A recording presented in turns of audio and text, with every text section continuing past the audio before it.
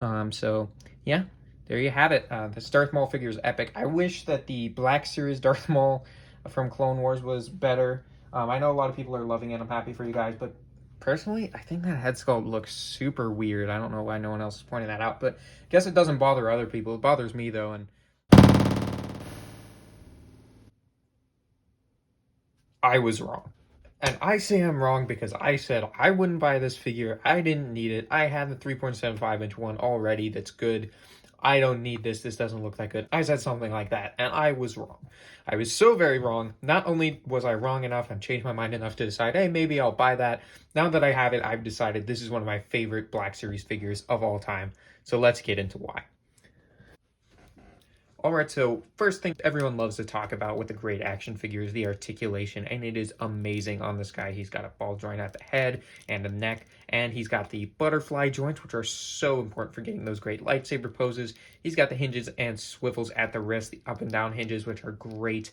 Ball joint at the middle of the torso, and the legs are super well articulated, really, really nice. Yeah, overall, this guy's just a joy to pose. I've taken so many good photos and come up with some great poses, just perfect articulation. All right, so now let's check out the details of the figure. As you can see, that head sculpt is amazing. We'll take a better look at that later. The detailing on the tunic on the outside, and you can see the red chest peeking through. You got shoulder pads, all the silver on his belt and on his gauntlets look amazing. The different shades of silver and kind of gunmetal gray on his droid legs just look great. The horns on his head sculpt, didn't really mention those. Those look great, but we will get to that again later. And the contrast between the kind of dark navy blue and the browns of his tunics just looks amazing in the show, and it looks just as amazing here on the figure. So yeah, and here you can kind of get a little bit of a good look at the lightsaber, but let's check that out a little bit closer. All right, so there's the lightsaber, or both of them, both sides of the lightsaber. Even though we didn't see it detach in the show, you can detach it here, so you can have him just holding one side. And both of these are just painted so well. They have such a nice bright silver to them, and the red buttons are applied really, really nicely. And you can take it apart. If you can take it apart, you can put it back together. So there it goes. It just pops it right back in. You can also take the blades out really nice and easy. I had taken the blade out of the regular hilt side, but the like newer side that was new to season 7, that one I hadn't pulled the blade out of yet, so it was a little bit more difficult.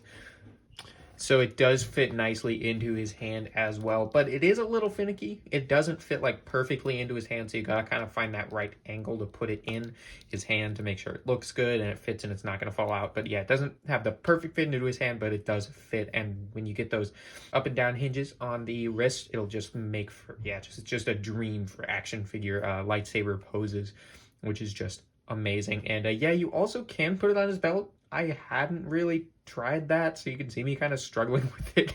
So I can't really figure it out because it's really weird, because it's not actually like a peg hole, it's like a little clip. But there's like a peg on the lightsaber, and I didn't see an actual peg hole on the figure to peg it into. There's just like this weird little clip that it doesn't really stay on. Like you can kind of balance it on there, but it's definitely not going to stay. And even if it does, it doesn't really look quite right since it's just so big, you know? It doesn't really look natural to display them like that, so yeah. Anyway, let's move on.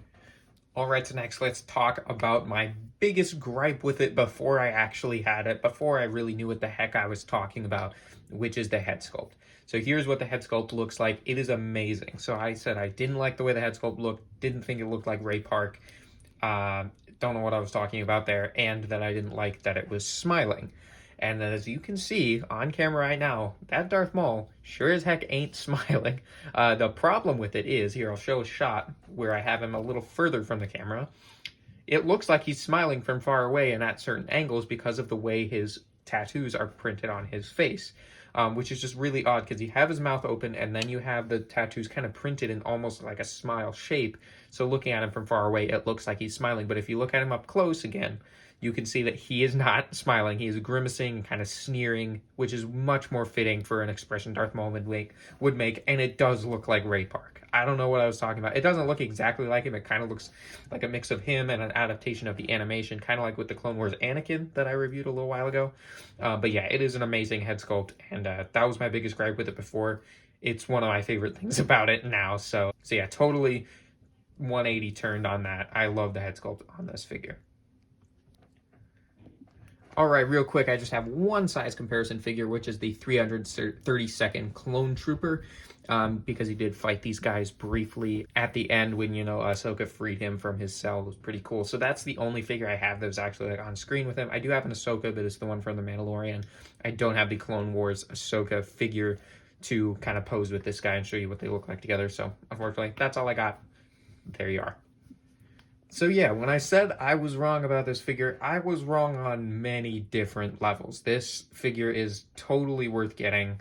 It was, I believe, in my review of the Vintage Collection Mandalorian Super Commando, I believe it was called, which is a good little figure. If you want to check that out, I'll have it linked in the corner. But I was talking about the TVC Maul and how I liked it better than the new Black Series one they revealed, and I didn't like the head sculpt and wasn't going to get it. And yeah, I was completely wrong. I should have known I would cave and buy this thing. And once I saw people's reviews of it and saw how good it actually looked, I was like, I'll give this thing a shot. And yeah, it's one of my new all-time favorite Black Series figures. Definitely in my top 5. I'm sure you guys are going to see it on the May the 4th ranking because this thing is incredible. I'd highly recommend picking it up. Even if you haven't seen Clone Wars, I feel like most Star Wars fans have. But if your Star Wars fan hasn't seen it, well, first of all, go watch at least the Darth Maul stuff. It's incredible. But also, this is just a cool Darth Maul figure. Like, if you know Darth Maul, you're going to want to get this figure. Like, this thing is incredible. The articulation is amazing. The head sculpt is amazing. All the detailing, the body proportions, everything is just perfect about this figure. And yeah, the only one problem I could come up with is the head sculpt looks a little funny if you look at it from far away because it kind of looks like he's smiling. That's pretty much it. And then you could make maybe some nitpicks about the lightsaber not really fitting on his belt. But who's going to display him with the lightsaber on his belt anyway? So yeah, that's going to pretty much do it for this little video review thing. I'm trying a different format out. I hope you guys really like it. I'm planning on doing more of these. I'm planning on doing one with Count Dooku and maybe Migs Mayfeld. I'm not actually sure, but I'll still do normal reviews. Don't worry. I'll still do normal reviews from time to time where I just kind of sit down and talk about the figure for a while. So yeah. Don't worry, that's not leaving. I'm just trying to do some other stuff with the channel and cut back on doing as many just normal old reviews. So yeah, that's going to just about do it. If you guys like Black Series reviews and you haven't already subscribed, please consider subscribing as I do that a lot on my channel. And if you subscribe, you will join the army of the Knights of Mischief. And as always, hope you guys found this review helpful and I hope you found it enjoyable and I'll see you all in the next video. Goodbye.